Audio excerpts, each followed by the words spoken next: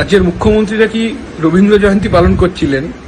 মানে রাজ্যের মুখ্যমন্ত্রী তো নিজে এখনো ছাড়েননি, নতুন মুখ্যমন্ত্রী হয়ে গেছে, তিনি রবীন্দ্র জয়ন্তী পালন করছিলেন। রবীন্দ্র জয়ন্তী পালন করতে গিয়ে তিনি নাকি বলেছেন বামেদের সাথে নিয়ে তিনি নাকি বিজেপির বিরুদ্ধে লড়াই করবেন। আপনি এটা ভালো ডাক্তার দেখান যে যিনি বামেদেরকে বলছিলেন শূন্য থেকে মহাশূন্যে চলে যাবে, যে বামেরা ক্ষমতা থেকে চলে যাওয়ার পর বামেদের পার্টি অফিস দখল করলেন, কর্মীদের খুন করলেন, প্রদীপ্তা খুন হলো, কমল গায়েন খুন হলো, আনিস খানকে মারলেন, সৈফুদ্দিনকে মারলেন, সুদীপ্তকে মারলেন, মহিদুল ইসলাম মিদ্দাকে মারলেন, বাড়ি কেড়ে নিলেন, জমি কেড়ে নিলেন, পুকুরে বিষ মিশিয়ে দিলেন, যে বামেদের ওপর অত্যাচার করলেন, বাসে, ট্রামে, ট্রেনে, টিভিতে বামেদের দেখলেই শূন্য শূন্য বলে চিৎকার করলেন। আজকে তো তৃণমূল কংগ্রেস শূন্য। অনেক মানুষ তো তৃণমূল কংগ্রেসকে ভোট দিয়েছিল,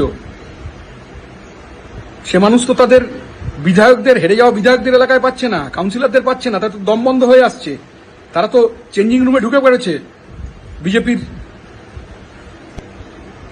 জার্সি পরে।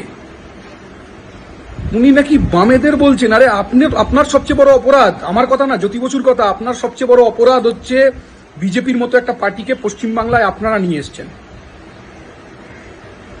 তৃণমূল কংগ্রেসের সমর্থনে আরএসএস স্কুল তৈরি করেছে, 14,000 স্কুল তৈরি করেছে। তৃণমূল কংগ্রেসের সমর্থনে 3টে এমপি জিতেছে বিজেপি। মীনা দেবী পুরোহিত, সুব্রত মুখার্জি মেয়র, মীনা দেবী পুরোহিত হয়েছিলেন ডেপুটি মেয়র। ভুলে গেলেন নাকি? ভুলে গেলেন? এখন বামেদের দরকার হচ্ছে। কেন বামেরা আপনার পাশে থাকবে? চোরদের পাশে কেন থাকবে? দুর্নীতিগ্রস্তদের পাশে কেন থাকবে? মানুষ রিজেক্ট করেছে, মানুষ সবাই বিজেপিকে ভোট দিয়েছে এমনটা না। No vote to Trinamool Congress.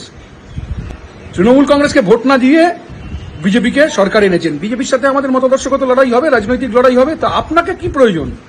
আপনি আগে আপনার দল ঠিক রাখুন, আপনি আগে দল ঠিক করুন, আপনি আপনার কাউন্সিলরদের তারা বিজেপিতে চলে যাচ্ছে সেটা দেখুন। আপনার এমএলএরা, হেরে যাওয়া এমএলএরা, আপনার সেলিব্রিটি প্রার্থীরা, তারা এখন মুখ খুলতে আরম্ভ করেছে, তারা বলছে না আমরা কেউ আর রাজনীতিতে থাকবো না। আপনার লজ্জা করছে না? বুদ্ধদেব ভট্টাচার্য তো 11 সালে হেরে গেছিল। কজন চোর বলেছে আমাদেরকে? আমরা তো অনেকবার হেরেছি। কজন চোর বলেছে আমাদেরকে? আপনার প্রার্থীদের দেখে লোকে চোর বলছে, দুর্নীতিগ্রস্ত বলছে। কলকাতায় এখন চোরের সেলফি পয়েন্ট হয়েছে শান্তিনিকেতন বিল্ডিং। হঠাৎ এখন বামেদের কথা মনে পড়েছে? গোলা জলে মাছ ধরতে নেমেছেন? আমাদের সাথে যে লড়াই হওয়ার বিজেপি সরকার করেছে পশ্চিমবাংলায়, বিজেপি প্রতিশ্রুতি যা দিয়েছিলেন মানুষকে, আমরা দেখব সে প্রতিশ্রুতি পূরণ করেন কিনা। আমাদের যে রাজনৈতিক লড়াই, মতাদর্শগত লড়াই, সে লড়াই হবে। আপনি এর মাঝে ঢুকছেন কেন? আপনার সাথে কেন যেতে যাবে বামপন্থীরা? আপনি আবার দাবি করেছেন ছাত্র যুবদের আপনার সাথে থাকতে, বামপন্থী ছাত্র যুবদের। কেন? কি কারণে? হ্যাঁ, কি কারণে? তামান্নাকে মারলেন, লজ্জা করছে না? 7 বছরের একটা মেয়েকে মারলো আপনার বাহিনী। সুদীপ্ত গুপ্তকে মারলেন, সৈফুদ্দিনকে মারলেন, মহিদুল ইসলাম মিদ্দাকে মারলেন। হ্যাঁ, দুর্নীতিগ্রস্ত, চাকরি চুরি, এসএসসি পরীক্ষা হয় না, টেট পরীক্ষা হয় না, কাজ নেই, কর্মসংস্থানের সুযোগ নেই, শিল্প নেই, কলকারখানা নেই। আপনার দলের লোকেরা এখন বলছে ভাইপোর সাথে দেখা করার জন্য টাকা দিতে হতো। তো আমরা ওই কথা বলেছিলাম এতদিন ধরে। আপনার দলের লোকেরা এখন বলছে যে ভাইপোর সাথে অ্যাপয়েন্টমেন্ট করার জন্য, ভাইপোর পিএর সাথে অ্যাপয়েন্টমেন্ট করার জন্য টাকা দিতে হতো। আরে বিজেপির সাথে লড়াই, সে বিজেপির সাথে লড়াই আমরা বুঝবো। বিজেপির সাথে লড়াই হবে রাজনৈতিকভাবে, নিশ্চিতভাবেই লড়াই হবে। গোটা দেশে হচ্ছে, এখানেও হবে। কিন্তু আপনি তো শূন্য। এখন আপনার দল এখন শূন্য থেকে মহাশূন্যে পাড়ি দিয়েছে। বুদ্ধদেব ভট্টাচার্যের সাথে আপনার তুলনা যারা করছেন, খোদা বক্সের সাথে কোনোদিন মিটার বক্সের তুলনা হয় না।